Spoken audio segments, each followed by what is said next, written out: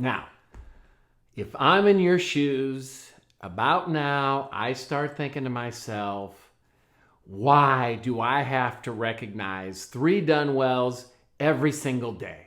Or at least 3 or 4 times a week? And here's your answer. Please, you must remember, this is so critical for your mental training and your performance.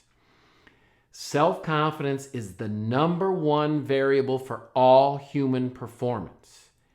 If you're not training your brain, remember, this isn't about a pep talk. We're actually doing mental training. Every time you recognize one of those done wells, it's like doing a bicep rep. You can't stop the bicep from becoming stronger. Every time you write down a done well, you can't stop but nourish your self-confidence, and even more importantly, you're training your brain to think in a new habitual manner. You'll know when recognizing done wells is working when you start catching yourself being critical. Whereas before, it would be quite normal to do 99 things right, 1 thing less than perfect, only to just focus on the imperfections.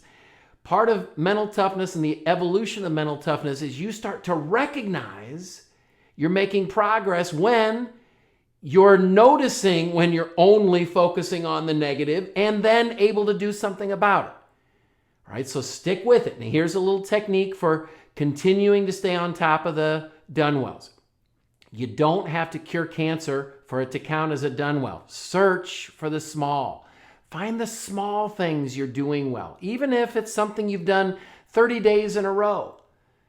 Anything you can get your mind to focus on in terms of a done well. And remember, a done well should be anything that promotes personal or professional health or improvement, even by an inch.